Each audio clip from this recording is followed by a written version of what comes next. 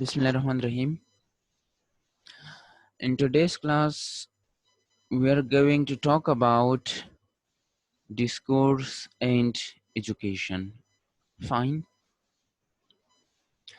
We'll talk about the various areas of research in the field of discourse and education. Then we'll talk about classroom interaction, some types of educational discourse. Then we'll talk about the properties of educational discourse in detail. Fine. And then we'll talk about the skills of students which are to be enhanced by education. Fine. So starting with the very first one, areas of discourse, areas of research and discourse and education. What sort of areas of research are there? Like how can we conduct research study and the field of discourse and education? Discourse in relation to education. Okay. So first of all, various processes of didactic or pedagogical interaction. Like we may analyze the interaction which takes place in classrooms. Okay, for didactic purposes, for pedagogical purposes, simply for the purpose of teaching and learning. So we may analyze those discourses, we may analyze those interactions. Now interactions can be between teacher and students, interactions can be between students and students. Fine. Interaction can be between one teacher and one student, it can be between one teacher and two students, or one teacher and all the entire class. In the same way, it can be between one student and like it can be between two students, it can be between the entire class. So dialogues are there, multilogues are there, monologues are there, and this is what we call classroom interaction. But classroom interaction used for pedagogical purpose or didactic purpose, like for the purpose of teaching and learning. Okay. uh, Teaching monologues, dialogues, speech interaction between students, etc. in the classroom. So we may analyze such kind of discourses, such kind of interactions, such kind of dialogues or multilogues, and this is how we may conduct a research study in the field of discourse analysis and critical discourse analysis. Okay. Then uses of textual materials in the educational interaction, such as textbook, stories, and other reading materials. In, in the field of discourse and interaction, we may conduct research on the textual materials which are used in discourse in educational interaction. Textual materials can be course books, there can be stories, there can be written interviews. Okay, there can be records, there can be reports, there can be notifications, so many kinds of discourses are there, we are going to discuss in detail. Okay. So any reading material used for academic purposes, used for the purpose of teaching and learning, we may conduct research studies based on those study materials. Then taking intuitive or more explicit knowledge, understanding, insight, conscious use of textual communicative forms. Like we may simply analyze that how are the various communicative forms, textual communicative forms, how are they used for the purpose of teaching and learning. Okay. So these are the broad areas, the major areas for research in the field of discourse and education. Now if you look at classroom interaction, the very first point, okay, the very first area of research. So how can we analyze that? Like certain speech acts of teachers and pupils are to be understood in the perspective of the relevant properties of the social context. The institution defines who gives information, who asks for information, who gives advice, who threatens, and so on. Like if you look at an institution, an organization, educational organization, we may go for the speech acts which are performed by the teachers and the students inside classrooms or even outside the classrooms. Fine. So if you look at that particular context, that particular institution, we may come to know that who gives information over there, who asks for information, who gives advices, who threatens, and so on. Like if you look at some of the universities in Peshawar, I do not feel necessary to mention the names here. But if we look at those institutions, students are threatened there. Okay, students are threatened, like such kind of speech acts are performed by the teachers that students are threatened with the help of those speech acts. Okay, then there are certain universities, certain education institutions, again I need not necessary to mention the name, for example GIK in Sawabi. Okay, now in such kind of universities, who gives command and who threatens other, usually the students. Okay, and same is the case with giving information and asking for information. So like the you may say the power relations vary from education institute from educational institute. Like particularly if you look at the private organizations, so usually the power is in the control of the students. If you look at the more government universities, okay, the older universities and the older educational institutions, so the power is in the teachers of in the hands of the teachers there. Normal, on the other hand, that is you may say a mixed culture is there, a moderate environment is there, luckily. So both the teachers as well as the students have got power. So we may simply analyze the classroom discourse. Similarly, among the students, we may analyze the discourse to find out that who belong to which social community and which social group. Again, such kind of things are explicit from the discourses the students produce inside the class. Okay, so this is all about classroom interaction. Now look at some educational discourse types, like certain discourses which are used and produced in educational institutions inside classrooms. So we have conversations between teacher and student, or students and students, or conversation which are read in language classes, particularly interviews, again conducted as well as studied in classrooms, language classrooms, particularly ESL classrooms, English is the second language learning classrooms. Meetings are there, dramatic dialogues, stories. Stories can be natural, like the everyday stories teachers all the time, on daily basis they keep on telling you stories regarding their own life, regarding their past experiences, regarding the stories taking place in this very country. And there are artificial stories as well, which is in your course, in your literature. Like then look at the novels, Ice Candy Man, or A Passage to India. So many novels you must have read so far in your course curriculum.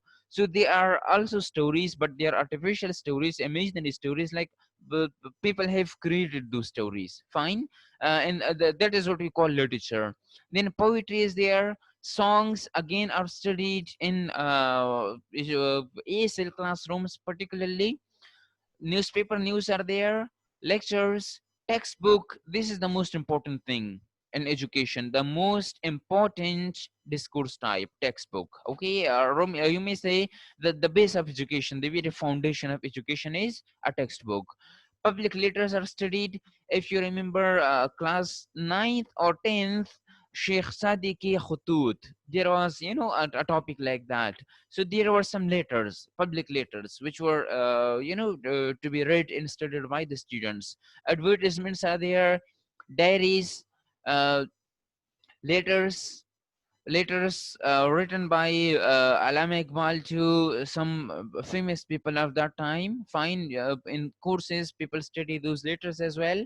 Then political discourses are there, such as in second year, you have studied the speech of King Martin Luther the Jr. That was actually a political speech. Propaganda discourses there. Then discussions, public addresses. Again, the speeches of politicians.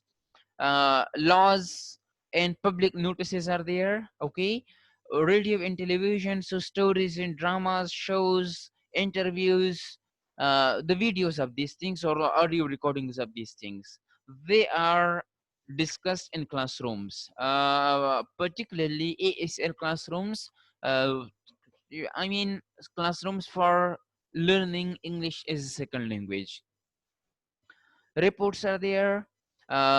Reports can be multiple reports can be there, particularly in the field of management studies. Students tend to study reports in their classes. Then papers, research papers. I made you read a research paper in one of the previous classes. Okay, discourse and a newspaper, CDA and newspaper discourse. So we discussed a research paper there. I sent you a research paper last night, if you remember. So papers are discussed in classrooms, educational setting. Then instructions are there. So these are the various kind of educational discourses. Some of them are produced in classrooms and some of them are studied and discussed in classrooms. So these are the various forms, the various types of education discourses. Good. Okay, again now, if you look at these discourse types, so they vary, the level of these discourse types vary from students to students, from level to level, from grade to grade. Like if you look at the primary level, so mostly stories are there, short dramas, plays, songs are there like nursery rhymes, word play, some comics, or their diaries and letters. Okay, like it depends upon the level of the students, the educational level, the linguistic background of the students, their linguistic abilities as well, their background knowledge, their cognitive abilities. So keeping in view such kind of things, the curriculum designers select discourses according to the level of the learners. Then the more we go to the secondary school, and then the high the matriculation level, the higher secondary schools, and then to the university level, then the more complex forms of discourses, educational discourses are used.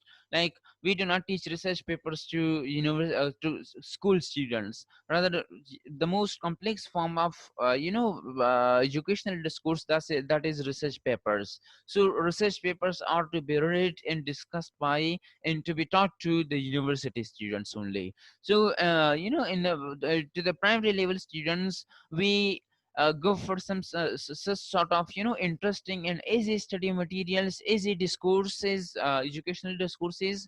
While for the higher, the more we go to the higher level, the more complex forms and the more complex educational discourses are used in classrooms. Now, here are some properties of educational discourse which we, I mean being discourse analysts, we need to look for. So, context of use, the context of the discourses, but the context of the use of those discourses, then the grammatical structures used in those discourses, other discourse structures, some interactional properties such as turn taking, turn allocation, or speech acts, etc., and representational performance. So, let's discuss all these properties of educational discourse in detail. Starting with the very first one, context of use. So we need to look at these points. Okay, we need to ask these questions from ourselves: in which culture is the text used? Because we are concerned with the context of the educational discourses. So in which culture is this text used? For what from what historical period is the text, and what typical social institution is or can it be used? What category of speaker has or may have produced it? What category of hearer public is it addressed to? Fine. and what are the purposes, intentions, interests of the speaker or the writer.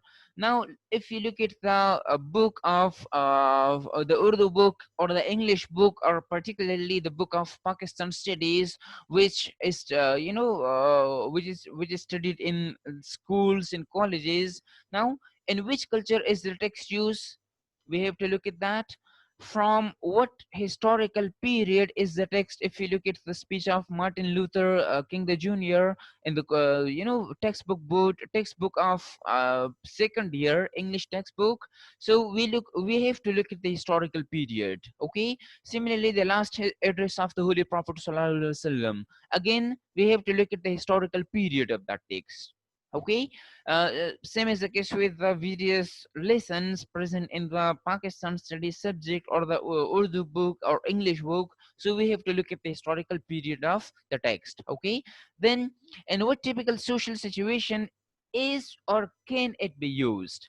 Now, look at the speech of Martin Luther when there is, the discussion of social inequalities or racial inequalities.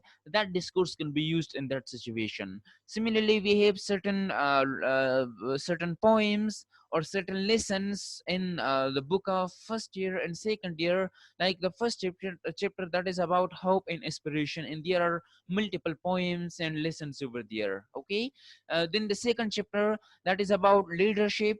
Okay, so over there we have the last address of the Holy Prophet Sallam. We have got the presidential speech of Qaid Azam Muhammad Ali Jinnah. We have the speech of Martin Luther King the Jr. and some poems are also there. So again, like in which situational context can that discourse be used? What category of speaker has or may have produced it? So what category of speaker? If you look at the last address of the Holy Prophet Sallallahu Alaihi Wasallam, so religious speaker.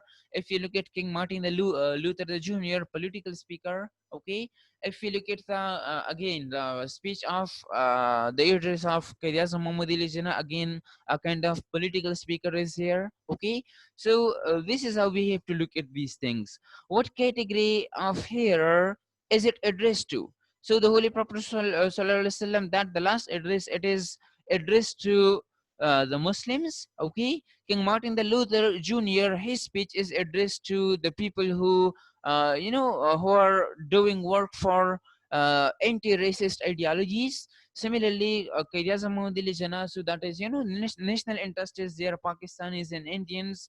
And then the purpose, the intention, the interest, and the hidden ideology behind that discourse. We have to look at that as well, and we must look at that thing because through textbook, certain ideologies are inculcated in the minds of the learners, in the minds of the students. So we must focus on the purposes, the intentions, the interests of the speaker and the writer. Like but if you look at the purpose and intention and interest of this address of Qayyasa Muhammad Ali Jinnah, so in that speech he actually wants a corruption free Pakistan. He wants equality. Okay, equality on the basis of gender, on the basis of religion, on the basis of race, on the basis of culture. Okay, and he wants a corruption-free Pakistan simply. So that is the purpose, and that is the intention. That was the intention, purpose, and interest of Qayyasa Muhammad Ali Jinnah. And since that interest is still the interest of this very country, that is why that particular speech has been included in that course curriculum. Okay, and same is the case with the other subjects as well, the other lessons as well. So the properties of educational discourse, the first property is the context of use, then the second property is the grammatical structures, that is the text in standard language or some regional or social dialect. That is clear. Are the pronunciation and the syntax according to the norms of language or dialects? What kind of grammatical deviations occur? If any deviation means like deviations from the standard norms in simply the standard rules of the grammar, phonological norms, syntactic norms, semantic norms, morphological norms. So if there are any deliberate grammatical deviations, as people do in the in case of poetry, particularly, what are the semantic connections between sentences? What other coherence relations are exhibited at the local level, such as pronouns, demonstratives, and articles. Coherence relations, like how is coherence as well as cohesion maintained in the text? What are the themes, topics, or global ideas of the text, and how are these expressed in the title, words, and sentences? The theme, topic, fine, and global ideas. Just as I talked about racism, fine, a short while ago, or the political ideas of Qaidazam Muhammad Ali Jinnah, or the religious ideas of the Holy Prophet Sallallahu Alaihi Wasallam. So how are they expressed in the titles of the lessons, the words of the lessons, and the sentences of the lessons? What speech acts are being performed? Again, this is very much important.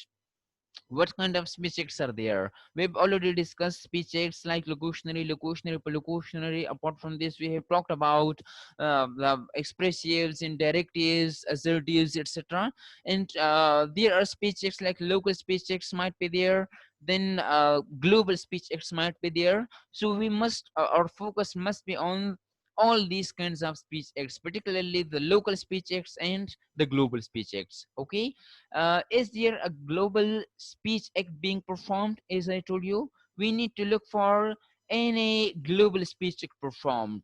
So all these things are very necessary, and we have to look at these things being discourse analysts, okay, and being curriculum designers as well.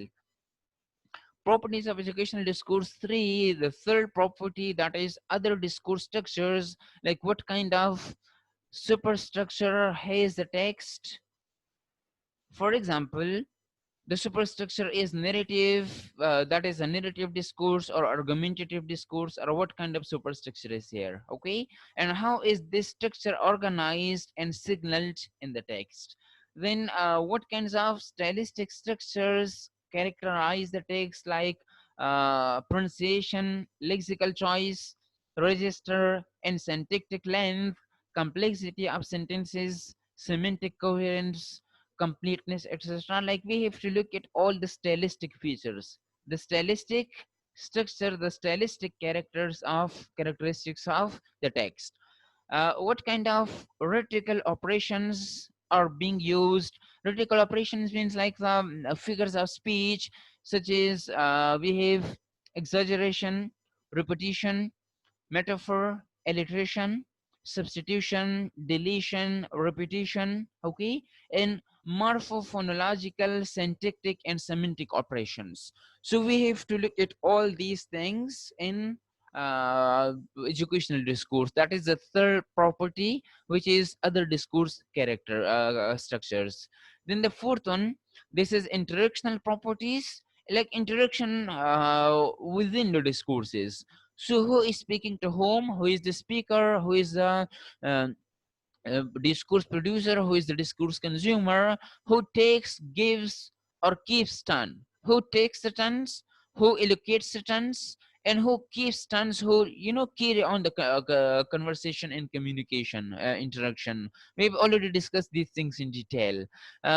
Which strategic moves are made by the speaker to reach his goal? Which strategic move, what kind of discursive strategy, what kind of strategy and language is used by the speaker to reach his goal? Reach his goal means like every discourse has got its purpose, its goal, okay?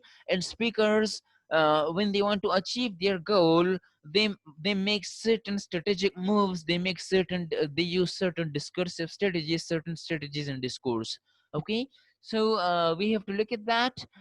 What social acts are implied by the speech acts and moves of the speaker? What kind of social speech acts, social acts such as requests are there, okay?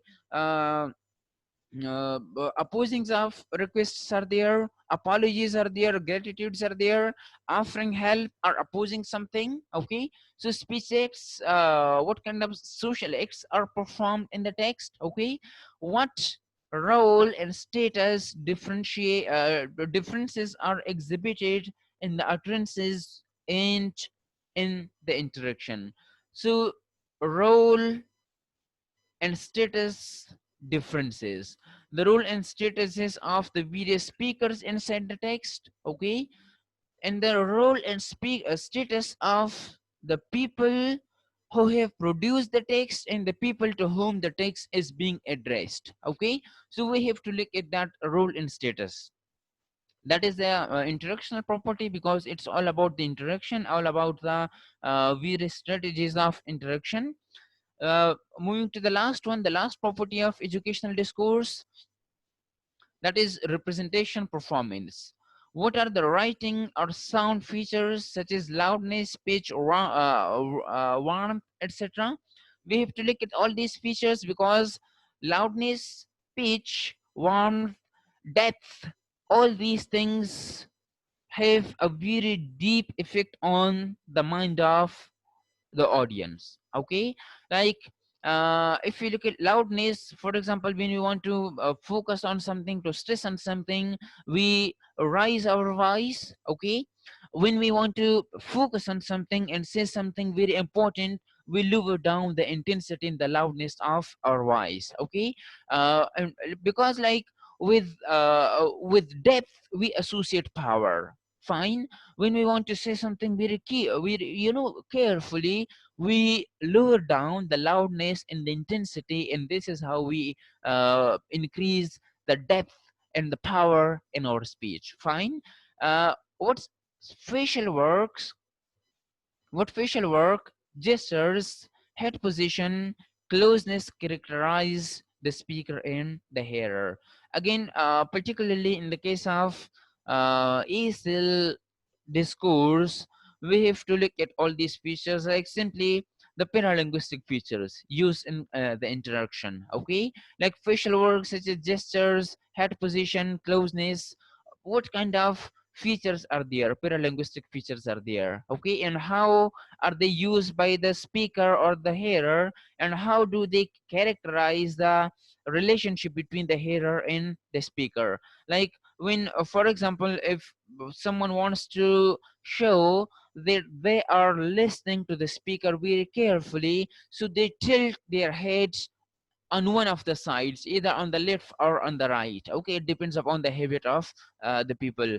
For example, look at Sir Irfan. Okay, Sayyid Irfan, the teacher who teaches literature. We have got Sir Muhammad Irfan Saab. He teaches linguistics, while Sayyid Irfan, he teaches literature. Now I usually give the example of Sayyid Irfan Saab whenever I'm teaching and so one subject, that is communication and presentation skills, I taught in the previous 2 semesters. So whenever I want to give such sort of example, I refer to Sir Sayyid Irfan Saab. Whenever you are talking to him and he is listening to you, so he tilts his head. Okay, particularly towards the right side, and this is how he indicates that like he is listening to you quite carefully. So if you do not tilt your head and you keep on listening to someone, it means like you are not listening to that person carefully and you are not paying attention towards that person. So we have to look at all these features as well.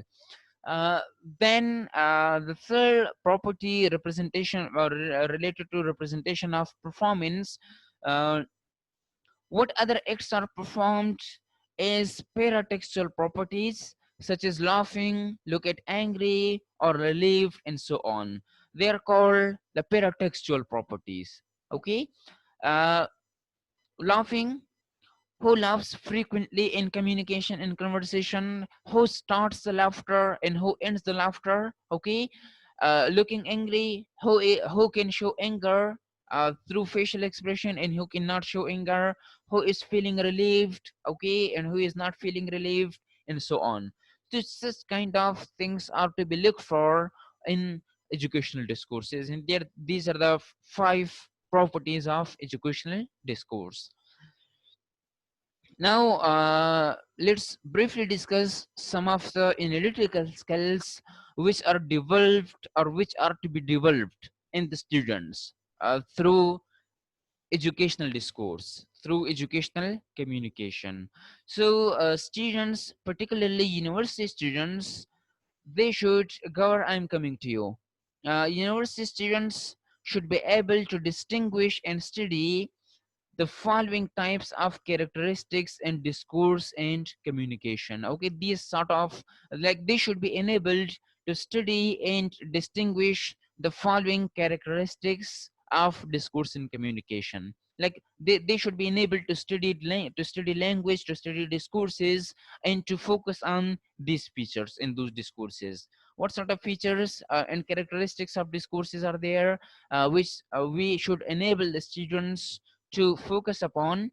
The first one: discourses and their properties are interrelated with socio-culture and historical context. Okay, discourses do not exist in vacuum. Rather, discourses in their properties, they are interrelated with socio-cultural and historical context. Like simply look at so far you in till your FSC, you had discussed you had studied the speeches of Martin Luther and the speech of the Holy Prophet ﷺ, the speech of Qadias Muhammad Ali, but maybe at that time you were not able to think about and to relate those speeches to the socio-culture and historical context. Okay, but now you can do that because you studied discourse analysis and critical discourse analysis. Apart from this, even if you look at the students of FSC, still, like, this teachers try their level best that to enable the students to make a connection between those texts, those speeches, and the socioculture and historical context in which those discourses had been produced. Okay, in the present socioculture and the present socioculture and socioeconomic, sociopolitical context as well. So students should be enabled to make such kind of relationship between the discourses, educational discourses, in the social, historical, and socio-cultural context. Discourses are used as speech acts, social acts, and will involve moves in a context and strategic interaction. We should enable our students to focus on these properties of discourses. Okay, social speech acts, social acts, global acts. Okay, and the discourse moves discursive strategies uh, in a context of strategic interaction. Like what kind of speech acts and social acts, global acts, and what kind of discursive strategies are present in those educational discourses which they are studying in their course curriculum. Okay, then discourse types are linked with specific social context types, situations, and circumstances involving participants with specific roles, status, function, and being controlled by rules and conventions. So far, if you remember, I have been giving you the example over and over again. Example of KPK textbook board, the class textbooks of class 8 and class 7. Okay, the representation of gender, representation of the male and female participants, members of society in those textbooks. Okay, or look at the that thing, the Pakistan studies, the book which is studied at school level. Now discourse are linked with specific social context type, situations and circumstances involving participants with specific roles and statuses. That what kind of social status, social role are given to the male students and male characters in the short stories inside the text of the book. Okay, what kind of roles are given to them, and all these things are done under the rules and conventions of the society in the culture. Like in this case we have the Pashtun society and Pakistani culture. Okay, discourses will exhibit the intentions, wishes, preferences, interests, and goals of speakers. The intentions of Qadiasa Muhammad al-Jannah, the Holy Prophet ﷺ, their wishes, their preferences, their interests, their goals, fine. And the textbooks of English textbooks of class 5th, 6th, 7th, 8th, 9th, 10th, first year, second year. Okay, similarly if you look at the book of Pakistan studies, at various level, primary level, secondary, high level, higher secondary level. So we will find out all these things. Okay, the intentions and wishes and preferences and trusts, goals of the speakers and this entire culture in nation in this country. Okay, some other skills which our students which we should enable our students to focus upon. Discourse structures may be studied at several levels. like at morphological level and phonological level, at syntactic level and semantics level, we should enable our students to study the discourses at these various levels. The various levels may have various dimensions of style determined by personal and social context, perspective, and etc. Like these various levels, they have got various dimensions of style, like the style, the morphophonological style, or the morphological style, phonological style, syntactic style, semantic style of a text. Okay, that is something deliberate. Why? Because it depends upon the personal and social context. It depends upon the perspective. Okay, like if we look at the speeches of Nelson Mandela, what kind of phonological or syntactic or semantic features are there? Those features are according to his perspective, according to that social context. Okay, because in every context has got its own demands from the speakers to convince the audience. That is why we should enable our students to focus on all these different levels and features of the text, and to relate those features to the social context and the perspective, personal and social perspective of the speakers. Various rhetorical operations may enhance the effectiveness of the discourse, like various rhetorical operations means the things which we discussed earlier, such as like various the use of ironies, exaggerations, presuppositions, metaphors, similes, various kinds of, you may say, figures of speech used in the text. So we should enable our students to focus on those various rhetorical operations, that how do they enhance the effectiveness of the discourse. Discourses will be performed within the more complex framework of nonverbal or paratextual communication. Like we should enable our students to focus not only on the verbal features of discourses, rather on the nonverbal, the paralinguistic features, and also the paratextual features of discourses, which we discussed a short while ago right here. Okay, so these are the skills we need to make our students to master these skills. Okay, how to analyze discourses. So in today's session, we talked about the various areas of research in discourse in education. We talked about the various types of educational discourses. Then we talked about the certain properties, 5 properties of educational discourses, and certain analytical skills, which the students should be helped to master those skills. So this is all about today's discussion. If you have any question, let's start another session for question and answers, a session of 5 minutes only, because you have got another class. So let's start another session, please. Kindly